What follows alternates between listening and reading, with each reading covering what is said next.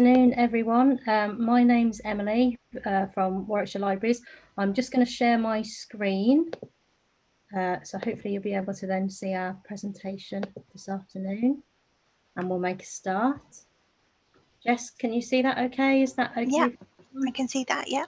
Brilliant. So as I said, my name's Emily and my colleague Jessica is here with me today. We are going to introduce ourselves properly in a second. Firstly, we'd just like to say thank you to Middleway Words Book Festival for having us this afternoon. And if you have got any questions, if you put them in the chat, there should be some time at the end of the session and we'll try and answer them for you. So I'm going to hand over to Jessica, first of all, to introduce yourself. Hi, I'm Jess Dunnicliff and I'm Principal Librarian for Reading and Learning. I have 16 years experience as a librarian in both public and school libraries, and I've been a Carnegie and Greenaway Medal Judge. I'm currently the chair of the West Midlands Youth Libraries Group and I'm co-chair of ASCL West Midlands. And I'm Emily Davis. I'm a reader development librarian for Warwickshire Libraries. I have 13 years experience in public libraries. I started as a library assistant at Leamington Library in 2008, and I gained my master's in library and information science in 2020. And before I joined Warwickshire Libraries, I worked for 7 years as a bookseller. So the first thing we're going to do is just give you some background to Warwickshire Libraries. So obviously Jessica and I both work for Warwickshire. So although we've tried to make our talk today as general as we can, obviously things will be different with other library sources, library authorities. So our kind of first bit of advice, if you like, is contact your local library service if it's not Warwickshire, just to talk to them about what's going on there. So in Warwickshire, we have 18 county council managed libraries, 13 community managed libraries, 3 mobile libraries who visit stops throughout the county. We have a home delivery service who deliver to people in their homes. We work with our partners in Warwickshire Schools Library Service. We have 2 special collections in the county, both of which are located at Nuneaton Library. We have our local studies and family history collection, which includes some of the George Eliot letters and books about George Eliot. And we also have the music and drama collection, which is plays and scores that music groups and drama groups throughout the county can borrow. We have a reading group collection that groups can borrow. And like all library services, we offer an inquiry service. So people can come into the library with questions that they might have, or they can email us and ask us questions online. We also have a lot of e-information resources. So for example, BorrowBox for ebooks and e-audio. We have e-newspapers available through Press Reader and e-magazines through Overdrive via Libya. Our libraries offer access to computers, so people can come and scan, they can print, and we also offer digital help. Our libraries also do events and activities for all ages. So obviously pre-COVID that was in the library, and since lockdown we've also been doing more of these digital events. Our bigger libraries have Let's Make spaces, which allow for digital activities such as 3D printing. And we also coordinate Book Start for the county, which is the book gifting scheme from Book Trust to very young children. As with lots of library services, lots of our resources and services are available online. So you can join online, you can renew books online, reserve books online, and also use all our subscriptions. Hello, so I thought I'd talk you through a year in Warwickshire Libraries. I would say this is a pre-COVID year. These statistics from around 2019, but I'm just going to go through a bit of a snapshot. So we loaned over 1.6 million items. We ran over 6,000 events, which included everything from digital help sessions to rhyme times to author events. We loaned over 14,000 music scores, and our schools library service partners sent out 1,743 project loans to schools. We gifted well over 11,000 Book Start packs to families, and we answered over 300,000 inquiries. That's both online and in our libraries. Our mobile, we made 284 mobile library stops every 3 weeks, and over 124,000 e-newspapers were accessed. As I said, I won't go into the whole slide, so you can have a look at it now, but that was a pre-COVID year. Unsurprisingly, we've seen a huge increase this year and last year in our digital services. That's ebooks, e-audio, newspapers and magazines, and our physical visits went down in 2020. This is because libraries were shut for several months and then offered a limited service. This is now evening out and our statistics are changing as we've opened up our services. So one thing we were asked to share with you today is what and who is popular in Warwickshire at the moment. So we had a look at some figures. So for the physical stock, which is the adult fiction and junior lists there, that's for the month of August. So very, very recent. And then for BorrowBox, over the last 3 months. So for adult fiction, it's no surprise that James Patterson is number one. Obviously, he writes an incredible amount of books. So yeah, he's going to be number one. Anna Jacobs and Danielle Steele are 2 and 3. So again, some very popular authors.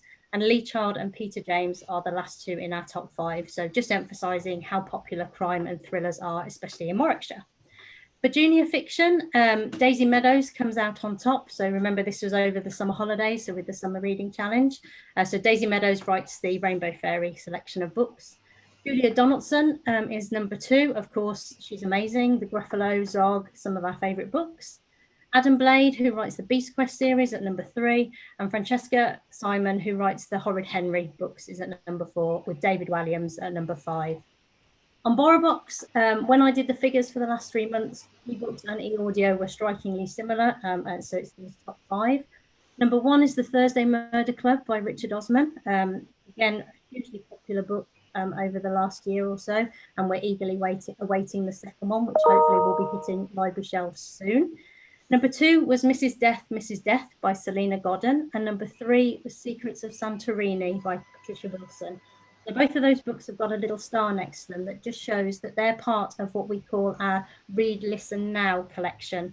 So most books that we have available on BorrowBox are one user at a time. They're only, as with physical books, only one person can borrow it at a time.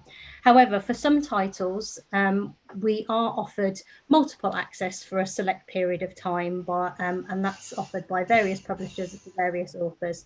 So those 2 authors were some of our Listen, Read Now collections over the last couple of months. Number 4 was Matt Haig, The Midnight Library. Again, a hugely popular book that's been very popular.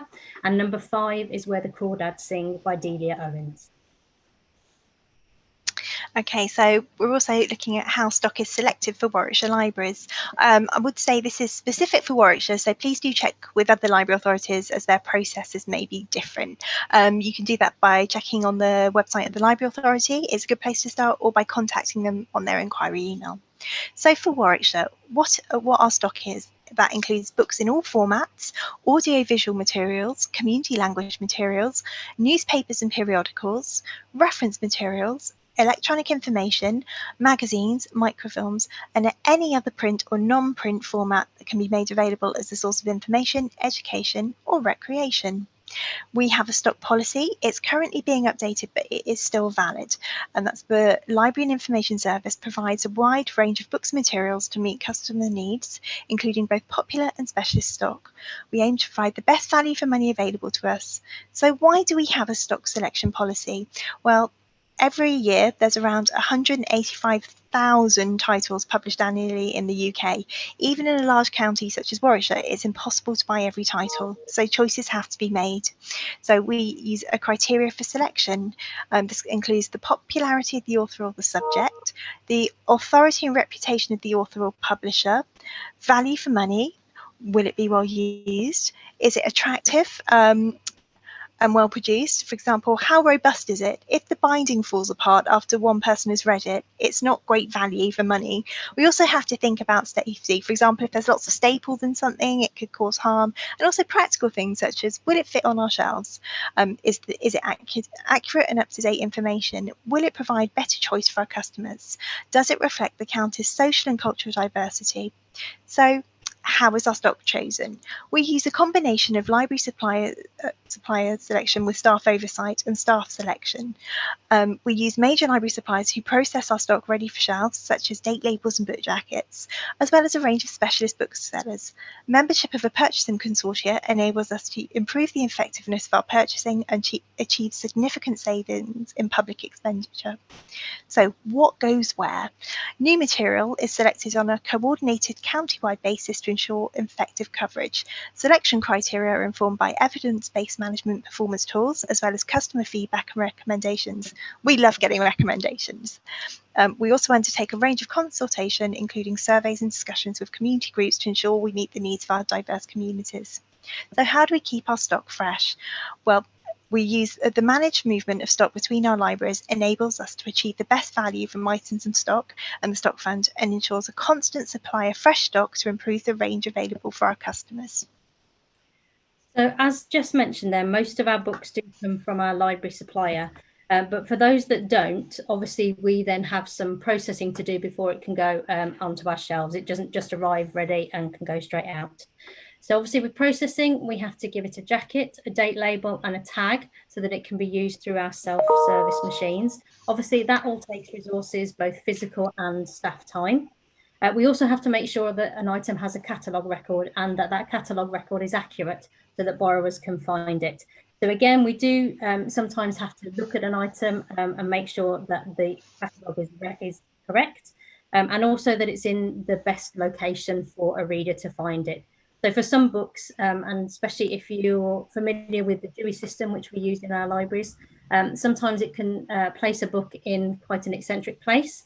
So we do look at some types of particularly non-fiction to make sure it's in the best possible place. So one example I could give you for this is a sports biography. Do we put it in the sports section or do we put it in biographies? So we evaluate each title individually. And again, obviously that takes staff time. So there's also some other ways that books can reach our library shelves. The first is donations. So authors may donate their books. Other people may donate books. Lots of libraries do welcome donations, obviously, and we do in Warwickshire. Obviously, at the moment, with COVID, accepting donations has been paused in Warwickshire. So what we'd say is if you are thinking of donating books, please speak to the library service before you do anything. Because obviously what we don't want to happen is you take a big box of books into the library and unfortunately they can't accept them. So with donations, and again, this is in Warwickshire, so do check out what the criteria are in your local library. So Warwickshire donations are subject to the same criteria as our book stock. So we have to look at, does it fit with our collection? Is it going to be popular? For non-fiction, is it current and relevant? And is the information up to date? So we try and say less than 2 years old for a book. And we also decide where it would be best put. So it might be that it's donated at one library, but goes to another library after that. As just mentioned, we also love getting reader recommendations. I think probably every library service does. We love talking about books, and obviously we can't know every book that's published, and we certainly can't buy every book that's published, but we'll certainly consider buying any item that's requested by a customer. The stock suggestions in Warwickshire can be emailed in. I would imagine it's very similar in other library authorities, but again, do just check. Or they can be, for BorrowBox, they can be suggested as a link in the app that people can use. So every item is considered for purchase. Again, if it doesn't meet criteria, unfortunately, we wouldn't be able to purchase it. But if it doesn't meet criteria, we can try again the title through into the library. Okay, so ensuring an inclusive and diverse collection. So each service point will provide a balanced collection reflecting the reading taste, the information needs, and the multicultural nature of the communities in which we live. Stock range and level will take into account variations in the local communities to provide a range and depth of stock for the whole service. We have an inclusive reads page, so there's a snapshot on screen there. The background to this is following Black Lives Matter and Me Too. We want to ensure there was a place that borrowers could find out what we have on our shelves for these topics, so we created this page. So how do we keep up to date with what's being published? Well, we keep up to date with book knowledge, we read the bookseller, we follow social media accounts of publishers and authors, etc., and obviously follow the news.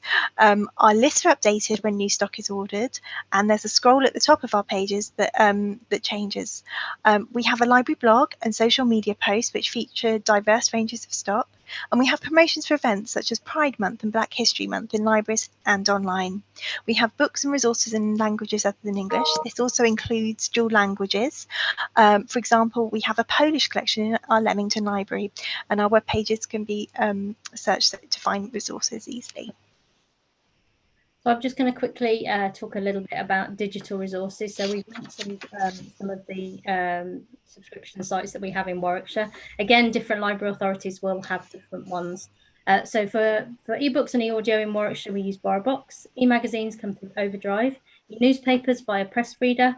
We also have a number of annual subscription sites that Warwickshire Library members can use for free through the library website, including the Encyclopaedia Britannica and Oxford University Press resources.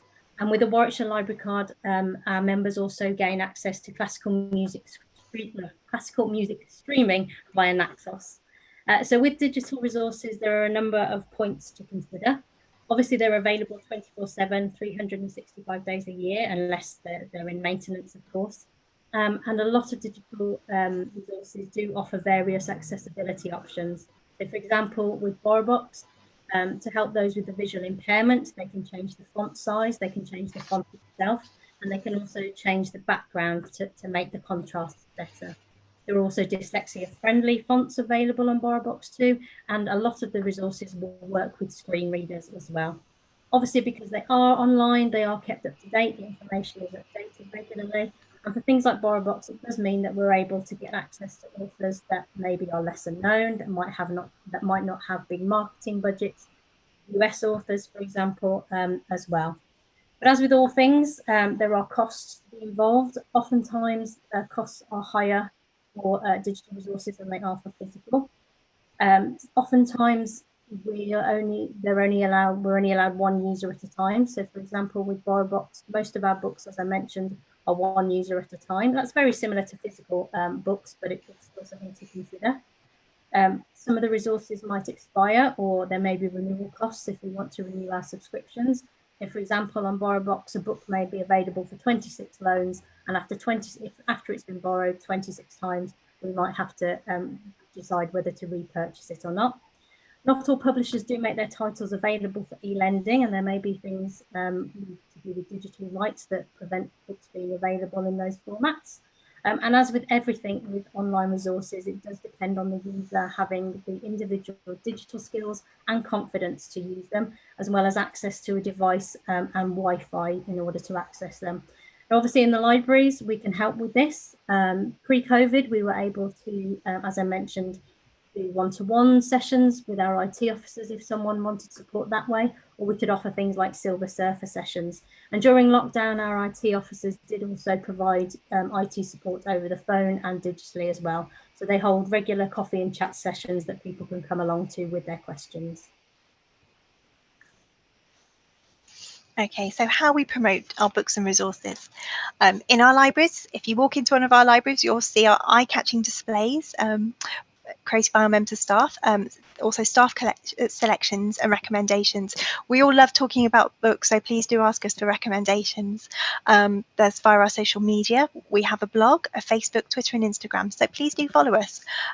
We also have reading group collections, and I'm going to pass over to Emily, who will explain a little bit more about them. So with our reading group collection, we currently have 290 titles available to reading groups in Warwickshire, and have about 160 groups that use those titles. So groups can request the number of copies of a particular title that they want. They get the books for the period of their meeting and discussions, and then they're returned to us, and that's all free. We also do have a virtual reading group in Warwickshire, which we set up during the lockdown and we're continuing with. And as I mentioned earlier, we use our Read, Listen Now titles for that. And there's also special projects and events that we deliver with partners. For example, the Summer Reading Challenge, which is a national scheme to get primary school aged children reading during the summer. In fact, it's just coming to an end now. Arts Council projects such as Libraries Alive, and poetry, including our Young Poet Laureate. And again, I'm going to hand over to Emily, who will tell you all about our Young Poet Laureate.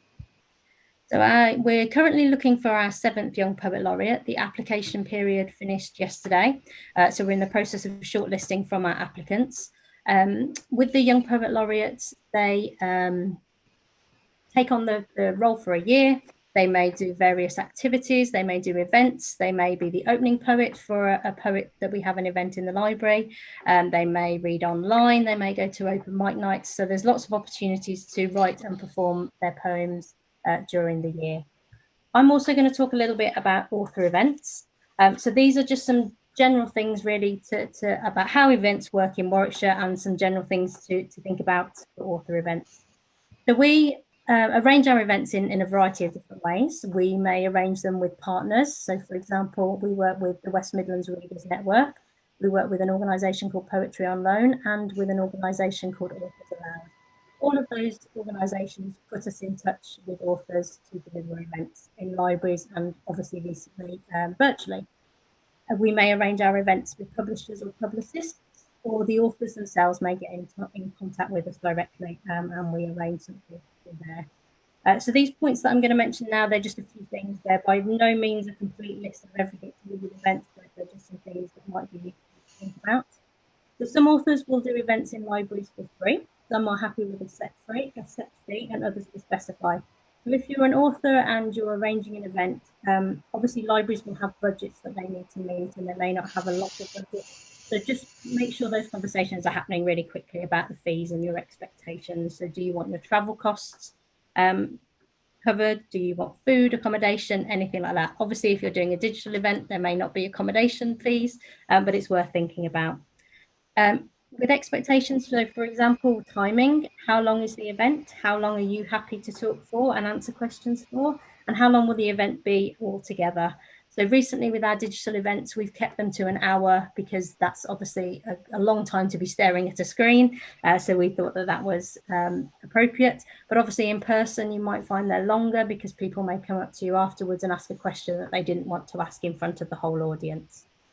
With the event format, obviously find out what format the library is expecting. Is it digital or is it in person?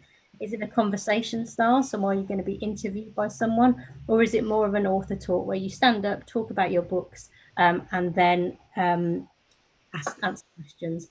And with the questions, do you want the staff in the library to help host it, or are you happy to do all of that? Do you want them to help direct questions? And do you want the questions in advance? So all of those details just work out in advance. With book sales, are you going to bring your own books to sell, or do you want the library service to put you in touch with a local bookshop, or do you have a local bookshop that you like to work with? So again, just make sure you've organised that between you and the library. If you've got any technical requirements, so if you'd like a microphone, if you want a stage, hopefully they'll have a seat for you, so you won't have to stand up throughout the whole thing, but it's worth just checking what's available. And then there's some practicalities for both the library service and the author to think about. So obviously with libraries, we have to consider how many staff are going to be needed for an event, how many chairs we need. At the moment, we have to think about audience size and distancing, and how many we can have safely in the space, what equipment we have, and making sure it works, and then locking up after the event so that the building's left secured. And then for the authors, you might need to find out where, if you've never been there before, how you get there, where you park, how you get from the station to the library if you're on the train, what time to arrive, and what facilities there are and available. And again, if you want refreshments, anything like that, just work it out. I would imagine most library services will sort this out with you, but they're just some things to think about. Back to you, Jess. Okay, so looking at some lessons that we learned from lockdown, well, obviously the importance of connection via libraries. We get lots of feedback from people who valued the library during lockdown. It kept them connected, occupied and informed. People also found new authors through our Staff Select service. They told us what authors and genres they previously enjoyed, and we selected some new titles for them to try. Our housebound, our home library service, how it helped overcoming isolation and loneliness. This is a major area over the coming years that we'll be looking at. Then, of course, there's our health and wellbeing resources. We have reading well collections in all of our libraries. And of course, the power of reading to escape and distract, as well as providing information and support for mental health and other conditions. Our digital resources, demand is there, so we need to balance this with our physical services and resources, as both are so important. This includes events, so we're looking at how we do events going forward. As with everything, there's costs involved and skills that we need to develop. And accessibility, reaching new audiences through digital routes and in our libraries, continuing to ensure that we're welcoming spaces where information can be found. So we're coming to the end of our talk, so really we just wanted to share some last messages with you. So public libraries are back. Obviously, they never really went away. So while the physical spaces may have closed during lockdown, lots of services went online, lots of activities went online. So obviously now, as buildings start to open and more people can come back into the libraries, we really do hope to continue soon. So our advice to you really is become a library member. If you live in Warwickshire or one of the neighbouring counties, you can join Warwickshire Libraries for free. You can do that online and then you can access all our resources, or you can pop into your local Warwickshire Library to see us. If you're slightly further afield, what we'd say is check out what's happening in your local library. Pop in and see them, talk to the staff and see what's available. So finally, our last message is use your public library, please, and shout about it. Thank you very much for having us today. I'm going to stop sharing my screen now, and if there are any questions, we'll certainly try and answer them. Okay, there's a couple in the chat actually. There's one, do you have a favourite opening line from any book? And I hope don't mind me chipping in first of all, Emily, but I have to say one of my favourites is George Orwell's 1984. I think it was a bright cold day in April and the clocks were striking 13 is just one of my all-time favourite openings. How about you? My favourite one, it's my favourite book and my favourite opening line. So it's called Big Stone Gap. And the opening line is, "This will be a good weekend for reading." Because when isn't a good weekend for reading? So that would be my best first line and best recommendation as well. So we have another question is, can we say a bit more about Authors Allowed? So authors, do you want to take that one? If you're happy to, well, you can go. Allowed are an organisation who oversee, well, basically put libraries and schools in touch with children's authors. So they help organise sessions in the classroom, and then for public libraries, they'll arrange for authors to visit libraries, obviously when that's possible. And over the summer, we work with them to do some digital sessions with Jasbinder Bilan, Matt Dickinson and Kate Pankhurst. So we had a variety of different talks from those authors about how they write, how they got into writing, all aimed at younger children. So we had questions from the audience as well about some of the adventures that Matt, for example, had been on, and where Jasbinder got some of her ideas from. So they're an organisation that helps us organise children's events. So Celia would like to know, can we say something more about the George Eliot archive? Well, neither of us are local studies librarians, unfortunately. So we know it has lots of lovely books in it, some beautiful first editions, and a collection of letters as well. There is a dedicated George Eliot collection page on our website. So do have a look at there. You can explore the letters, you can see the handwriting, and then there are also transcripts if you can't decipher the handwriting. Periodically, from time to time at the Nuneaton Library, we do have open mornings where people may be able to come along and see some of the collection. And we also work with the museum in Nuneaton as well. So they've been doing a project recently called Exploring Eliot, and there's a new website, I think it's exploringeliot.org, which again looks at what's in our collection, what's in their collection, and looks at the history of George Eliot. I hope that answered your question, Celia. Okay, so how our jobs as librarians has changed over the last few years. Goodness, I suppose for me, I've gone more into a management role, but that's more of a choice rather than how my job has changed. So I'm less dealing with books and more dealing with the management side of things. I think that's... Yeah, and obviously I started as a library assistant, so on the library shop floor, as it were. So again, that was interacting with library members, helping people find things. Then I did kind of move up, as it were. So I was then a senior library assistant, so had more kind of oversight over staffing as well, and managing kind of the day-to-day functioning on the library floor rather than just being there. And then I was also a library and information advisor, so I had some responsibility for the stock and things like displays. So if you did Leamington Library kind of in the over the last maybe 5 years, you might have seen some of the displays I had a hand in, and then I got my master's, so I was able to gain my role now as a reader development librarian. So now I do more of the event organising, things like the Young Poet Laureate. So yeah, I hope that answered your question, Fran. There aren't any other questions. So I guess if there aren't any other questions, thank you very much for coming. Do we finish the session early?